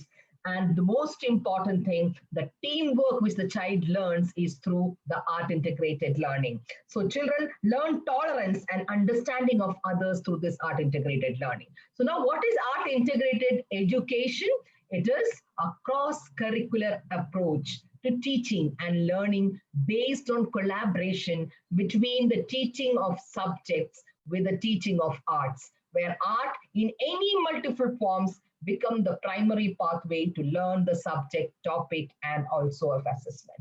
Now, when I read this, when I project this, I am reminded of a classroom. Long years back, I studied in Kendriya Vidyalaya and in one of the North Indian states. When I remember my first 7th standard, my teacher wanted to talk about mutiny of 1857 or revolt of 1857 in the classroom to her children. She came inside the class. I just remember, I don't remember my history chapters as much as I remember this. Because how she wonderfully integrated the art, I mean, the form of an art is the music and the song and the poetry when she started giving an introduction to the mutiny of revolt of 1857. I think all of you, those who are here as teachers might have heard. And my teacher started like this, Khub ladi mardani wo to Jhansi wali rani thi, bundele har bolon ke muh mein हमने सुनी कहानी थी, नाना के संग खेलती थी वो, नाना के संग पढ़ती थी, बर्छी डार कृपा कटोरी ही उसकी सहेली थी. Tantia, Tope, and all the, when she started this, we all have been, we have learned this poetry in Hindi also. And when she said it, and all of us were so interested to this ice-breaking activity, what she gave it to us. And I still remember from this poetry, we could identify who are the people who took part in the 1857 mutiny and what were the type of arms at that time was used. And how powerful as Rani Lakshmi Bai in the revolt of 1857, and being a girl child at the age of 12 or 13, to make me the teacher made me understand indirectly that the powerful women inside me would be the powerful which I have to develop to fight my war of independence or to develop myself. I have to fight my inner qualities to bring it out. And there is no gender inequality, inequality everywhere. A woman can be successful as a man. I'm talking about 25, 30 years back. When I was in my school days, so that is the time. Till after that, I still remember that classroom. Why? Because my teacher was able to art integrate not only the classroom, what she wanted to teach, but some of the few qualities as we have to be, and how the nationalism, the patriotism, all that feelings have come together in that simple classroom. So we have to understand that art integration helps children to collaborate and cooperate. There is 21st century skills which is needed by the students. And that 21st century skills have to be developed in the classrooms. As in the first slide, when I started this art integration, I told all of you what Rani Mukherjee was telling. When the life takes its examination, it doesn't tell us to write chemistry paper or physics paper or biology paper, but some of the skills which we have to develop, which we are compelled to develop in our classrooms. So collaborate and cooperation, communication effectively. So you may be knowing everything, but how to communicate that across is a very important factor. That we have to allow the children to develop in our classrooms, and indirectly we do that. Be creative. When they do art-enhanced integration, it helps the children to become the problem solvers. Nowadays, when we talk about children, are we making them equipped to solve their problems? Are we looking out to the child's critical ability to solve his own problems? No. Why? Because we are always into the lecture mode in the classrooms. Be self-directed, be socially responsible, become fluent with technology. So actually, art integration is very important. It helps to build children all these qualities. Now, next. 21st century skills are the 4 C's which you have to always think about. When you integrate art in the classrooms, it requires students' creativity, which builds the 21st century skills. And you have to understand that creativity is linked to problem solving and 21st century. What are the 4 C's?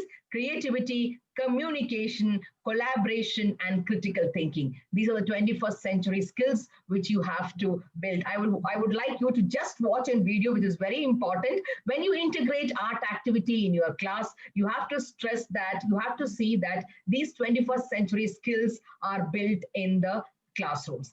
Can you just show me, can you just present the slide, Abhijit, this 21st century skills in short, so that everybody, please put your attention into that video, which will help you to tell you how this what are the 21st century skills, how you have to relate in your classrooms. Okay. Teachings and education, 21st century learning and life skills.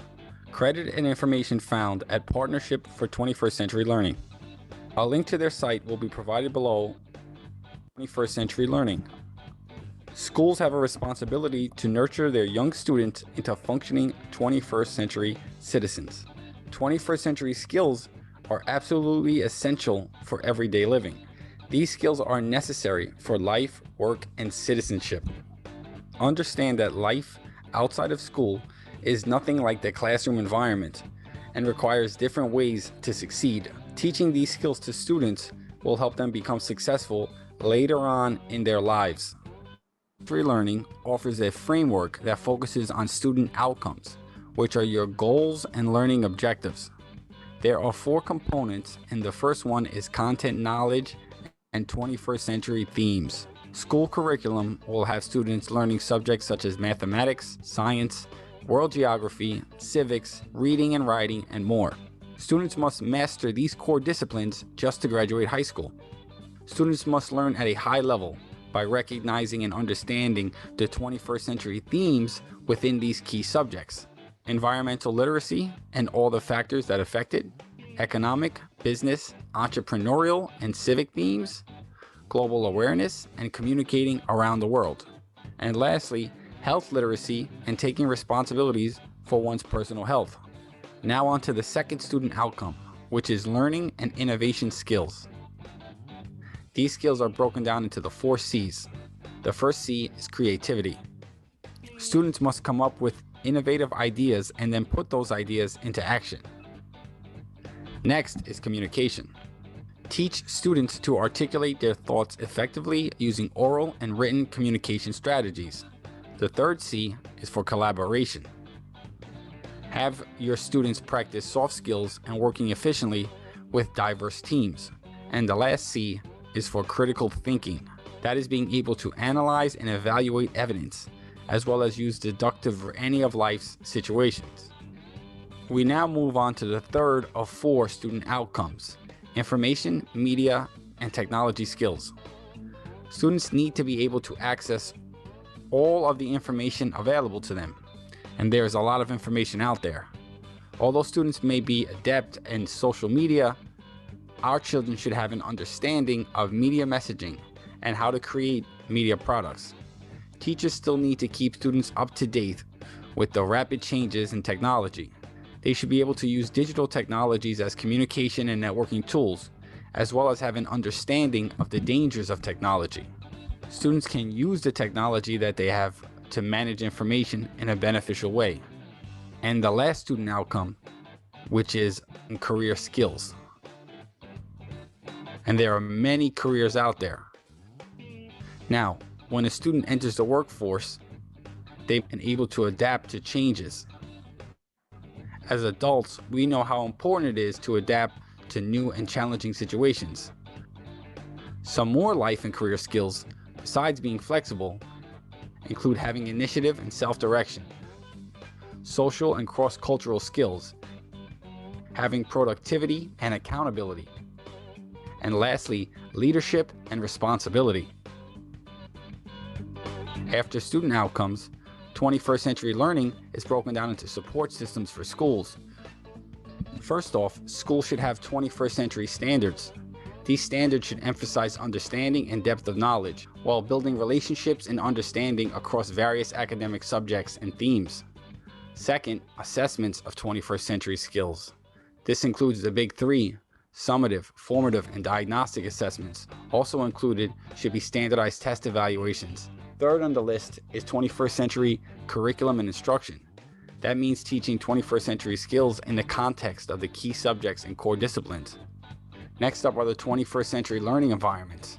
Here, teachers should create real-world type learning environments for their students. And they can do this through project-based learning and cooperative learning experiences. And lastly, we have professional development for 21st century learning. These types of professional development for teachers should be directed on various ways. Teachers can integrate these 21st century skills into their classroom. So, now, as you have seen in this 21st century skills, these you'll be surprised when you integrate art into your classrooms.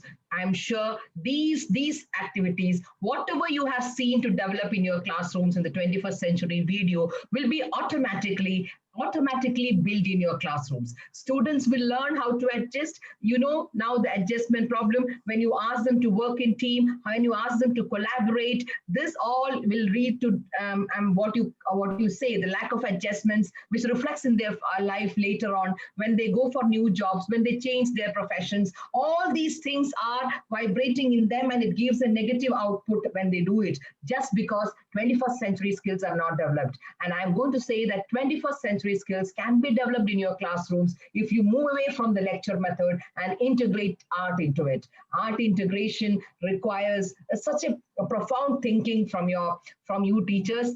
And when you do the art integration, now I'll tell you, see, because it addresses the multiple intelligence, it builds literacy skills across subjects, it develops the whole child, it engages the community, differential instructions, encourages culturally relevant curriculum. I already have told you, it's a powerful form for demonstrating and understanding, and students become the peer teachers. They engage students in authentic activities. So these are, it's a value of art integration. When you have art integration in your classrooms, it doesn't mean that all you teachers have to be, should be a good artist, or should be a good singer, or should be a good dancer, or no, you should just know how to integrate your subject or your topic into any of these art forms in your classroom, so that learning becomes joyful in your classrooms, and also it's a lifelong learning. And these are automatically, when you do it in the groups, when you do it in the classroom through these activities, when you integrate art education,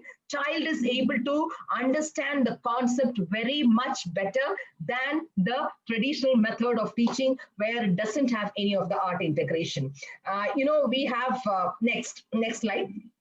And then when a teacher takes the art integration classes in your classes, how the teacher has to go about. Now, I'll just tell you what are the 9 steps where the teacher integrates art in your classroom. What are the 9 steps the teacher has to keep in the mind? The first thing is, when I didn't show that slide, but Dr. George has already, Professor George sir has already showed you. In the beginning of his slide, he has put the session outcomes. In the same way, when you make a lesson, when you have to make a session, you will all come out with a learning outcome. What will be the learning outcome? Or after this passwords, this session, their analysis will be what they wanted to get out of us, or what was the outcome they expected, either they have reached that outcome today. The same way as teachers, we should have a learning outcome in our mind. And what is that the child has to take back after the session is very important. So first thing the teacher has to do is concept to be identified. Then the teacher has to write the learning outcome in a well-defined way. It should be in the sense, I'll just quickly sum up all the steps. Third is exploring the arts. You are connecting with, the first is concept identification. What is it, identification? In the concept identification, the teacher needs to have a clear background of learning needs of the class. Then teacher should know that previous, when I was taking that session, what was the difficulty? So how I can make it simple, and how I can make it effective. She should think the first step is the concept identification. The step 2 is what it is called as learning outcome. Learning outcome should be SMART. That is specific, measurable, attainable, realistic, and time bound. I'll show you a video just for 2 minutes afterwards, not now. But in that, you'll be able to understand that, if a teacher is taking the principles of an aeroplane in class 2, you cannot complete the chapter and you cannot ask the child to make a plane by himself. It's not possible. So whatever, when you write an learning outcome, it should be measurable, it should be attainable, it should be very specific, and with a time bound also. So second is learning outcomes should be SMART. Now, third step, which you have to think about integrating, which art form you are combining with your lesson. See, I'll show you a video by the time when I sum up about 2 or 3 classes, how it is being art integrated. But then you keep this in mind, because I have short of time. This exploring the art, which content you are going to teach, which concept you are going to teach, and that concept you are integrating with which form, whether it is dance, whether it is music. See, we in Kerala have a what you call it as Vallangali Paata. So we have lot many songs, rhythmic songs, which we can integrate into chapters and take the children. I'll just show you how it is being done in many. Jingles are there, role plays are there, dramas are there, drawing and sketching is there. When a teacher teaches the social science, the teacher can create a storyboard. In the storyboard, the children can be asked to write the conversation between 2 cartoon figures and talk about the history of that chapter, what they wanted to teach, what they wanted to learn. And when the child prepares it, it becomes, like so much of solid learning has gone into it. The child develops not only the understanding, but the child learns not many skills there. So drama, see, some social issues you are teaching in the class, you can make the child present it through a mime in your classes. So what are the social issues? What are that? The child will be, you will be wonderstruck, as previous speakers have already told you, that the children are much smarter than us. They are more creative than us. So if you give them an opportunity to integrate art with the topic which you are going to take, they will wonderfully do it in groups, and that can take any of these forms which is on my screen, any dance, music, lyrics, compose, anything. Then next is the step 4, which the teacher has to keep in mind. See, I have shown you step 9, but I will make you alert once again that step 1 to 6 or 7 is exclusively for the teachers. The planning which the teacher is going to do. Selection of appropriate strategy, which is the strategy which the teacher is going to take in the teacher who is going to take the lesson or the session should be able to select which is the appropriate strategy. According to the subject content, which strategy will be good, whether that strategy will be involving all children into your classroom for teaching that. Next, step 5 is, next slide. Step 5 is also so equally important, that is designing the activity to integrate. I have just put a figure on your slide, that is how circle, triangle, rectangle, square, pentagon, hexagon, all can be made into different animals: bear, cat, elephant, pig, turtle, snail. See how many, you can ask children how many triangles are there, how many rectangles are there, how many angles are there. They will tell you what and all are the figures. See how the learning goes wonderfully well. This is a form of according to the subject, according to the age category, according to the session of people whom you are dealing, you integrate. So designing the activity of art to integrate in your lesson is very important. Next, step 6 is assessment criteria.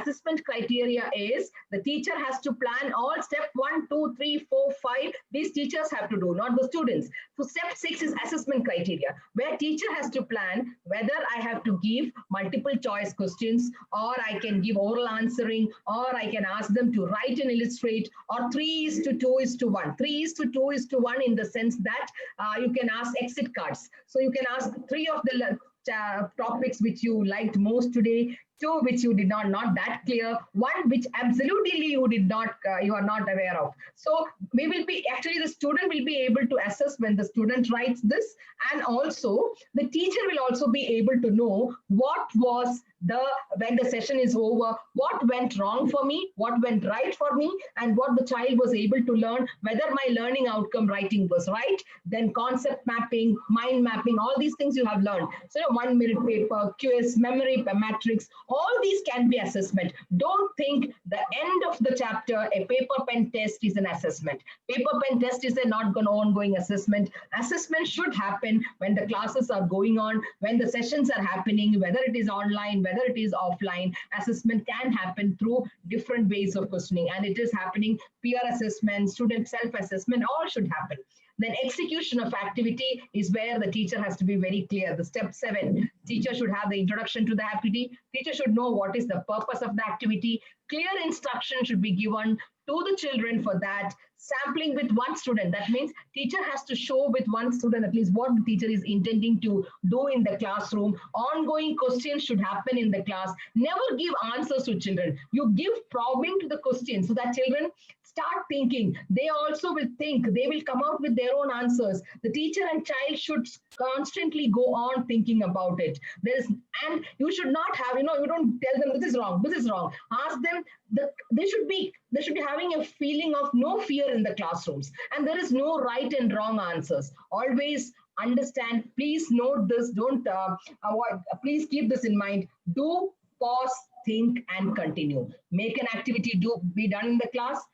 Pause it. Ask an ongoing question, ask the child to think, then to continue, so that there is continuous reflection happening and there is continuous feedback for the teacher and the student, and they come up to the learning outcome which we are intending to. And constant reflection by teacher and student should be there when you integrate art into any pedagogy in your classroom, especially in the art integration. Step 8 is assessment. You have to think in your mind. Step assessment should be non-threatening. There should be clarity in the purpose of the assessment. Assessment task should be not related to whatever you think on that day. It should be aligned with the learning outcome. There should be optional ways of presentation for the child. The child should get the feedback from that type of assessment.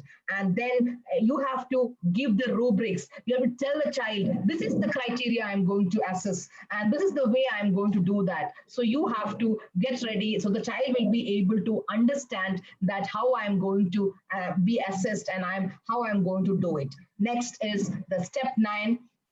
In the art integration, the step 9 is also very important. That is called as reflection. And if you are a teacher, reflection is a must. Reflection is what you call it as, bystander or a content for experiential learning. What experiential learning, what it tells, when you make a child do an activity or give an experience to the child and the teacher together will reflect. Then they will arrive at, after the reflection, what the child will be able to, after the reflection, the child will be having the conceptualization. What the child learns, the conceptualization. After the conceptualization takes place, child will be able to experiment it. So all that will be a solid learning. And reflection is, which gives the teacher the time to think that whether what I have planned was right, whether this step was right, whether this activity was okay, what was the learning, how it's going to give us the feedback, how it's going to give us a new learning, or whether I'm able to apply it, whether I went wrong, where I have to correct. So constant reflection is a must for a teacher and a student. So step 1, 2, 3, 4, 5, 6, 7, 8, 9 is very important for teachers when you integrate art education in your classrooms. Art education is like, any concept in maths, any concept in English, any concept, suppose integrating role play in the classrooms for English teachers is a form of art integration. You have music in your maths, you'll be wonderful. That is, how can the maths be, periodic tables, you can Google, you can find that it is put into music and the children learn better. You have social science students acting out a play in the drama, a theater. This is all the way of integrating your classrooms.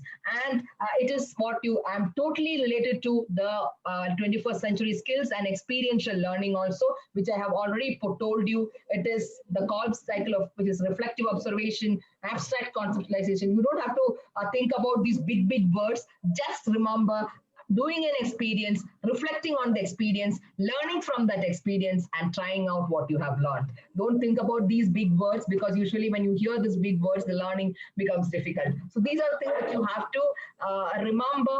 And constructivism is very important, engaging, explaining. 5 E's, which is very important for inquiry and instructional model for the teachers, which you have to understand: engage, explain, elaborate, explore, and evaluate. This is a very much a necessary which the teachers have to keep in your mind. And PDCA is also, which is very important. That is now mostly, I think Password will be knowing better than me.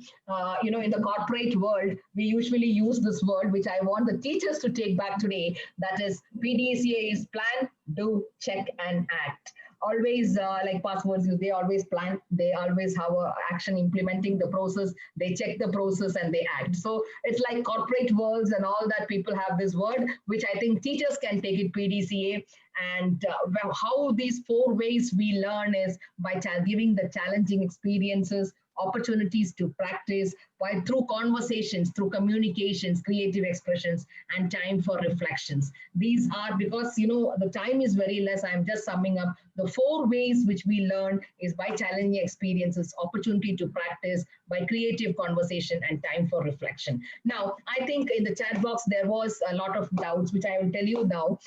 That the queries which came to me today was in the I don't know whether the slide is there regarding the Ek Bharat Shresth Bharat, as the time is running out.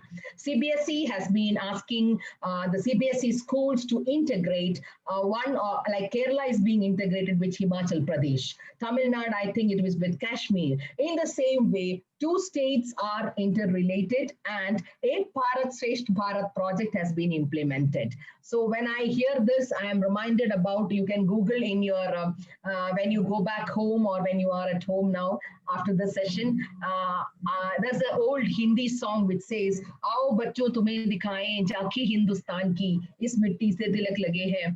In that song, you have all the states being wonderfully covered, how the importance of each state. Through this project, actually, what NEP is also stressing is the children of India should be able to integrate or to associate each other's state, their importance, their each state's importance, each state's what are the strength, what are the economic ways, what are the social ways, what are they connected with. All these they are doing through Ek Bharat Shresth Bharat. So we understand the culture of India. We are more into our country. Like Kerala is associated. We have been asked to compare the Kerala and Himachal Pradesh. So look at the geography of both the states. We have to ask our children to, from classes 1 to 8, the students have to do a transdisciplinary project, and the transdisciplinary project is disciplinary project, and transdisciplinary projects are there. What is the difference between,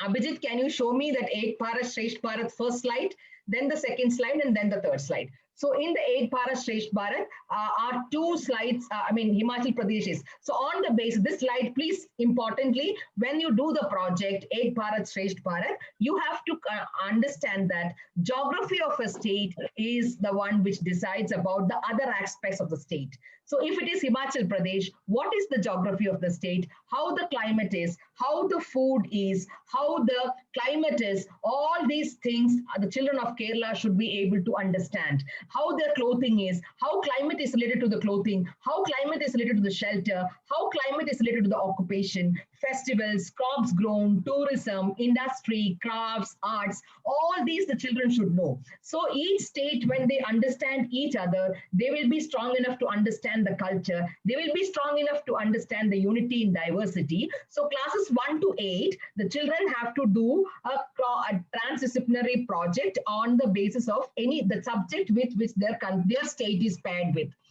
And then that is only one project needed. For 9th and 10th, teachers have to do a subject, all subjects they have to plan a project. But they have to enter the project's marks into the subject enrichment activity of 9 and 10, which the CBSE will ask you to enter in the class 10th mark list when it is to be uploaded. So you have to make for 9 and 10th like that. 11th and 12th, it is not project, it is art integrated learning. That is how you are planning your lesson plans, and that is very clearly in the art manual, it is there. So there is where we have to. Now there are disciplinary project, multidisciplinary, interdisciplinary, and transdisciplinary. If I talk to you at length, I can talk to you about these projects at length, and you will be totally confused what is this is. But I will give you just one slide example, and I'll wind up to say what is transdisciplinary, interdisciplinary, and most of them are ladies, even gents can understand better. When you take an example of preparing a stew in your home, what are the ingredients you need? That is, where it is called as interdisciplinary, because more than one discipline but blurring boundaries. What is that? S2 where ingredients are partially distinguishable. And when you prepare a salad at your home, you can relate with multidisciplinary, because in the mixed salad where the ingredients remain separate and distinguishable, that is when you relate with two or more subjects. Transdisciplinary is like preparing a cake, you know, you are bringing all subjects into that project, but the end product will be totally different. See, you make cake, you add lot of ingredients, but when it comes out cake, you cannot identify what and all you have mixed into it. So that is what transdisciplinary projects are. That is, you cannot tell this is history, this is related to geography, this is related to, like, all the subjects together along with the art teachers have to sit together, all the subject teachers, and make a different project, give a different content projects to classes 1 to 8 to students. They should come out with a totally different product, whether they understand what a country is, what is the strength, whether Kerala is strong in coconut trees, products like that, but what the other states are not.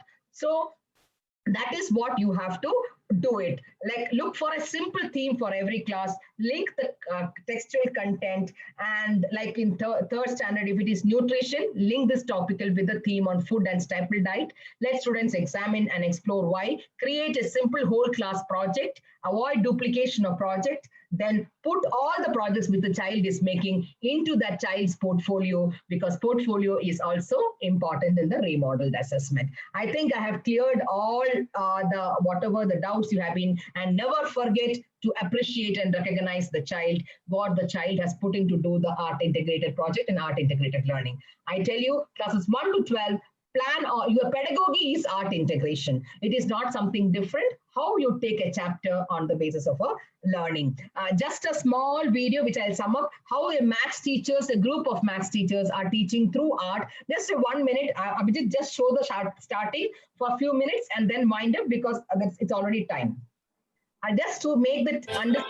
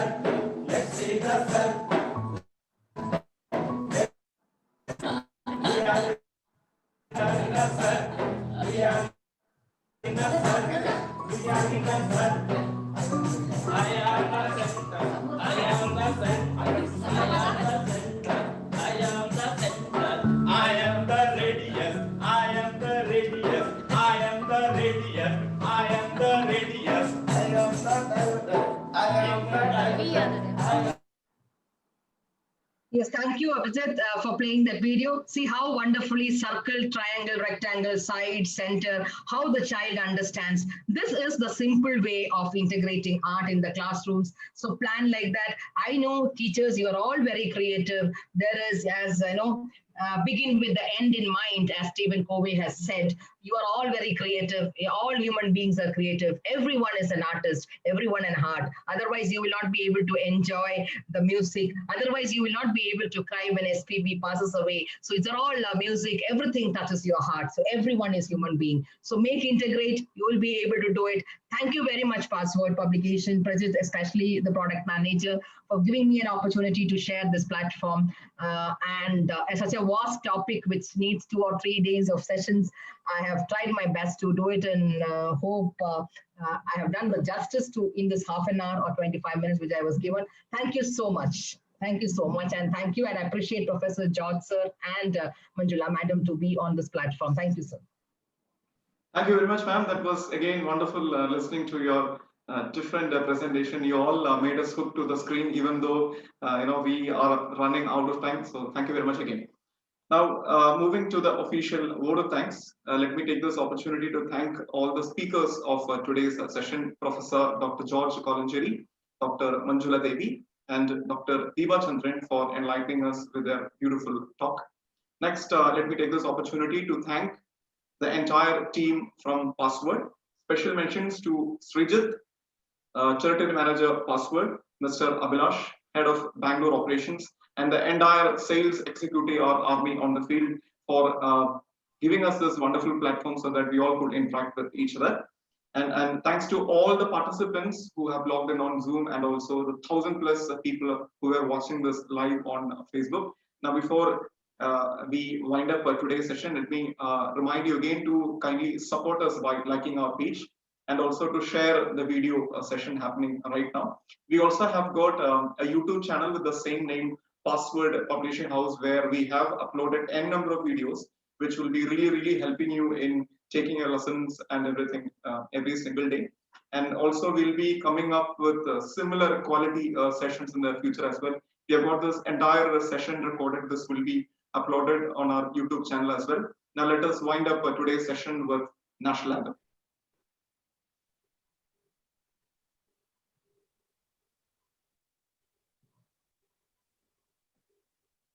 जनगण मन अधिनायक जय हे भारत भाग्य विधाता पंजाब सिंध गुजरात मराठा द्राविड उत्कल गंगा विंध्य हिमाचल यमुना गंगा उच्चल जलधि तरंगा तव शुभ नामे जागे तव शुभ आशीष मांगे गाहे तव जय गाथा जन गण मंगलदायक जय हे भारत भाग्य विधाता जय हे जय हे जय हे जय जय जय जय हे